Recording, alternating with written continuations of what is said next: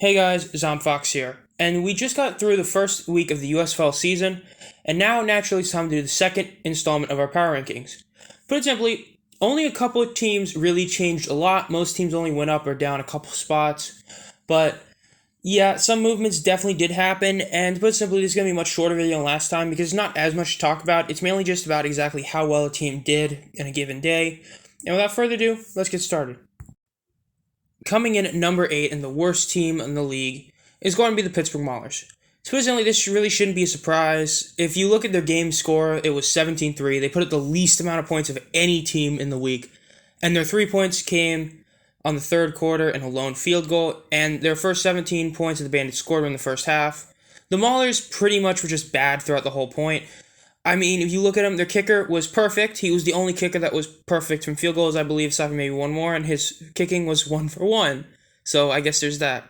The team didn't even fumble the ball. They literally just could not do anything offensively.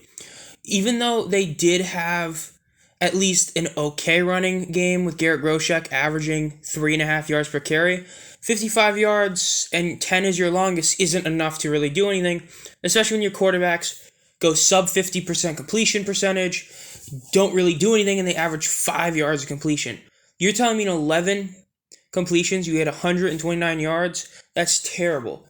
I mean, there's not really that much to say. I mean, as I said, it's going to be a quicker video, and that's pretty much all I got to say is those stats. I mean, the Bandits didn't even play all that well in the second half. In the second half, Jordan Ta'amu played substantially worse, and the Maulers' defense actually looked decent as both Tazzino and Tarpley both did get an interception, but aside from that, I mean, the team just wasn't really all that. And the biggest storyline actually came from the United by Football when their guy that was supposed to be their star running back, Davion Smith, got cut because he wanted a pizza instead of chicken salad. He has more details of that, but when that's the biggest story that comes from your team, that's pretty sad. So I think it's very easy to say that this Maulers team deserves to be number 8 and the worst team in the USFL. Coming in at number 7 is the Houston Gamblers. Let me just start by saying this. Yes, I know they won their game, but I'm still putting them here. And here's why. I said it a bit if you saw my last video, but the Gamblers really did not earn this win per se. The Gamblers got benefited from the Panthers playing horrid in the first half. You know how it's easy to tell that? Because they put all 17 points in the first half. They got free points from the Panthers fumbling the ball like literally an obscene amount of times. In total, the team fumbled 9 times. And one of those lost ones ended up going for a touchdown to the Gamblers and a scoop and score, which, no offense, doesn't really show me that your team is great. Now, even though the team had a couple good things to get, Ahmad Gooden did get a couple sacks. Overall, the team literally got so bailed out by the Panthers playing terribly that even though Gooden was awesome and spectacular, it's not really me to say, oh yeah, the team's great. Yeah, they did miss 1 field goal, so you can say, oh, well, you know, they would have had 20 points. But the clip I'm showing you that I showed you last time, here it is. Panthers were 1 foot away from winning the game at the end. And even if they had made the field goal, the Panthers would have only needed a 2-point conversion to tie it. To put it simply, the Panthers outplayed them undeniably in the second half. And in the first half, they were just so bad, yet the Gamblers barely capitalized. And the fact that this team couldn't capitalize on the big mistakes of the Panthers shows that they really aren't that good, and this was more of a fluke one. Now, they are above the Maulers because, 1, the Maulers are just awful looking. And 2, the Gamblers did win, and I gotta give them a little bit of props. But overall, man, their team just didn't play that well. The only guy I can really look at and say he genuinely had a good game was Mark Thompson, and it's pretty easy to say that when you have 71 yards, 13 attempts for 5.5 average. But aside from him and Gooden, no one else really played that outstanding on the team, and because of that, they are the 7th team on my list. Now, as for the biggest movers on the list, as you can see, are the Michigan Panthers at number 6. They went from 2 to 6, and it's very deserving. You can argue that they should be below the Gamblers, but as I said, I think because of how everything went, they don't deserve to be put really that below them, due to I think they did deserve the win more, even though they didn't get it. They were 1 playoff at the end, and they did have 9 fumbles, which as I kind of mentioned before, it really does hurt your team, especially when Paxton Lynch was pretty terrible. But the thing that gives me a lot of hope and why I genuinely did want to put him over the Gamblers is because Shea Patterson in the second half was really, really great. Second half, Shea Patterson was probably one of the 4 best QBs in the entire week, at worst 5, as he was solid. He ended the game with 192 yards, 17 of 25 for 68 completion percentage and a touchdown. That'll get the job done. So, even though the fumbles are terrible, I feel like because of that, you got to give them credit that they deserve. They really were solid in that. And so, I think that they're fine. And especially because, as for their offense, their running backs, both Cam Scarlett and Stevie Scott, both were great. They both averaged over 4 yards a carry. And so, overall, the team showed a lot. Now, was their defense kind of sus? And like the Chase Demore fight that happened with his teammate was pretty bad. But overall, I don't really have all that much to say aside from the fact that they deservedly dropped down. But I'm not dropping them below the Gamblers because they should have beaten them. They played better than them overall, and that's despite having a horrible first half. So yeah, the Michigan Panthers are at number 6. Coming in at number 5 is going to be the Philadelphia Stars.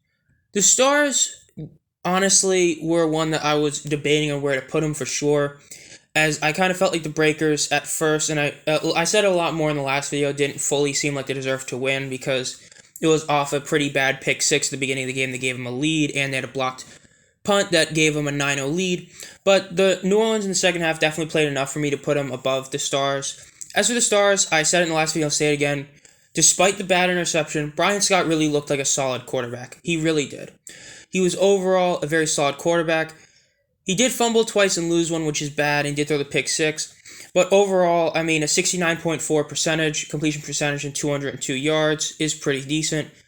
And then, in terms of running the ball, their main star was the fact that Darnell Holland did average a pretty respectable 5.8 yards a carry on 9 attempts, which is a lot better than the other running back. But it's just, to me, it's hard to put him really anywhere else other than this. I mean, the team overall did enough, I guess. It's just hard for me to talk about it a ton. The team was solid in their loss, but at the end of the day, they still lost, and their defense did allow the Breakers to have 2 running backs that had very solid yards per carry. And to put it simply, they could have done better. If your defense allows 171 rushing yards like they did, that's not going to win you football games. And because of that, they come in at number 5. Coming in at number 4 are the New Orleans Breakers. The Breakers come in at number 4 mainly because I don't feel like they played well enough to earn a top 3 spot, but they still were definitely a very solid team. Larry Fedora, man, I'm still not sold on you as a coach, but I will say your running backs are pretty solid. When you hit your running backs, both Jordan Ellis and TJ Logan do as good as they did, especially Jordan Ellis. Put it simply, Jordan Ellis had 89 yards on a 4.9 average for carry, and TJ Logan had 3.7 yards a carry. Kyle Sloter ran 4 times for 30 yards. The team, as I said in the last part, had 171 total ground yards. And in terms of their defense, they were really solid by being able to get that pick 6, which was a huge deal, and get the forced fumble. Now, I feel like they definitely earned the win more than the Stars, and even though the Stars did miss a couple kicks, the Breakers did miss one as well, and they missed an extra point. So it kind of evens it out a bit. And overall, the Breakers were solid. I don't have a ton to really mention about them. It's just the only problem I have and why I'm not putting them at number 3, because if you notice, I have one team that literally lost and I have them above them, is because Kyle Sloter has not sold me whatsoever that he can be a good quarterback. He had 63 completion percentage, which isn't bad.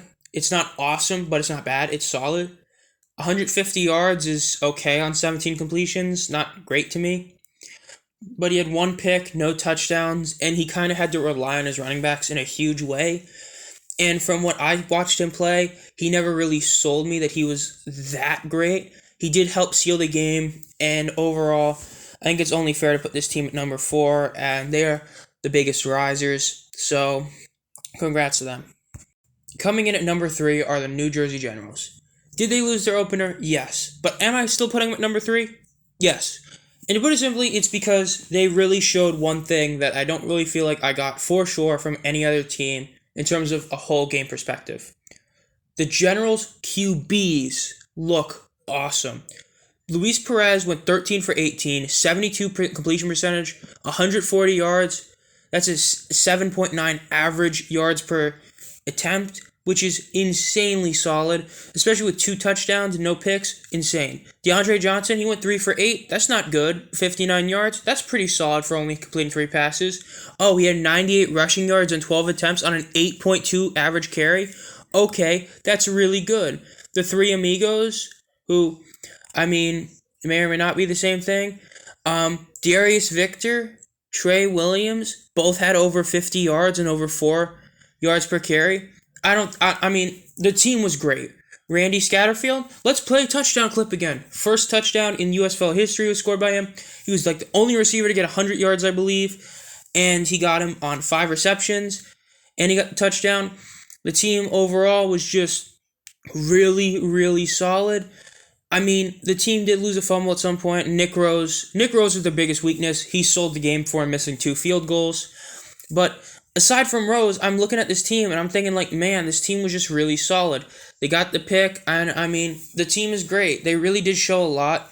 But at the end of the day, they did lose. They did kind of blow it at the end. But as I said, mainly due to Nick Rose, as the team went for 24, not 14 like I thought in the last video, but 24 straight rushing attempts. And it led to, I believe, a missed kick, which really did hurt them in the end.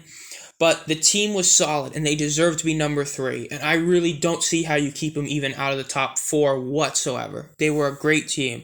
0-1, 0 don't matter. They're 3. Coming in at number 2 are the Birmingham Stallions. Now, I was debating on putting them 1-ish, but really I'm just going to keep them at 2. To put it simply, this team looked totally different after one thing happened. So Alex Magoo led a really solid first drive, and he got a touchdown. After that, he played like garbage. He was terrible after that. And then he got hurt, which was the best thing that could happen to them because Jamar Smith came in. And it looked like really bad because the first couple of drives, Jamar Smith played like pretty bad. But then, pretty much on like his 3rd drive, he immediately became really, really good. The guy just won the game for him. Even though he overall ended at 52% completion. It's like I said, the first couple of drives were really rough, but after that he was great. 156 yards and 11 completions is solid. And overall, that's still 7.1 yards per attempt. And then his touchdown, I mean, he got a touchdown, no picks. And then he also ran for a touchdown, which won him the game at the end. Now, the running was kind of suspect. And it was kind of, to put it simply, this and the Generals were close solely because of the Generals looked like a better team. But there's one key advantage. I said this was going to happen if a team got to play all their home games at their home city, and it happened. If you watched the TV of these games or went there, you saw that 3 of the games, there was like literally no one there. The Stallions game, there was a lot of people there cheering for the Stallions. Put simply, that home field advantage is definitely a big deal, and because of that, I think it helps them get to number 2, and they definitely deserve to be 2 for now. Coming in at number 1, but not nearly as threatening, are the Tampa Bay Bandits. I say not nearly as threatening, as it seems that some people like to say that this was a dominant win. To me, it was a dominant first half, and then really bad after that. Team opened up to a solid 17-0 lead after the second quarter, and then did nothing but play bad. Talamu finished 20 for 32 on a 62.5 percentage for 185 yards with 1 TD and then 2 picks. Both those picks came in the second half, if I'm not mistaken. Their running game, pretty poor. Not a single running back on their team had more than 2.5 yards per carry. That's bad. And so receiving-wise, even though Shane O'Grady, their like literally only tight end, had a really solid game himself, it's just the team overall felt like they got bailed out by playing the worst team in the league, and I expected this team to win by a lot more. Now, am I glad they won the way they did to make my over-under pick fully right? Yeah. Did it also help to have the spread, which changed after my video? Yeah, but the team should have won by more and should have done more than what they did. They basically just kind of cakewalked a victory, and even if you miss 1 kick, you get 3 more points. Like, bruh, You're telling me against this team you couldn't put up more than 20 at best if you make that kick? To me, it's an indictment on this team not being as dominant or as good as I thought, or as most people thought. But they still deserve to be number one because no other team showed overall they deserve to be ahead of them. The Generals, if they had won, would have made a very strong case for this. But the Bandits, I feel like, deserve for at least one more week to stay number one. And that is where my last team is. So that is my power rankings for week 2 in the USFL season. Overall, I think it was a pretty solid week in the first week in terms of the football played. But my rankings are what they are. I feel like the teams that moved up and down fairly. I feel like a lot of people want to think that a win guarantees a team is better than the other one. But you have to take into context everything about that game. And that's why mainly the Gamblers and Panthers game is a big deal to me. Because even though the Gamblers did win, I don't think they deserved the win over the Panthers. And I genuinely do think that on most given Sundays, Saturdays, Fridays, or Mondays, whenever they play, that the 3 0-1 teams I put above them could beat them. And that's basically how I view that. But yeah, this has been Zombfox. If you want to be notified as soon as I upload videos, since I'm basically doing the same 3 videos at least every week in a review, a power rankings, and a betting picks, subscribe and hit the bell so you'll be notified every time I upload. And as always, have a great night.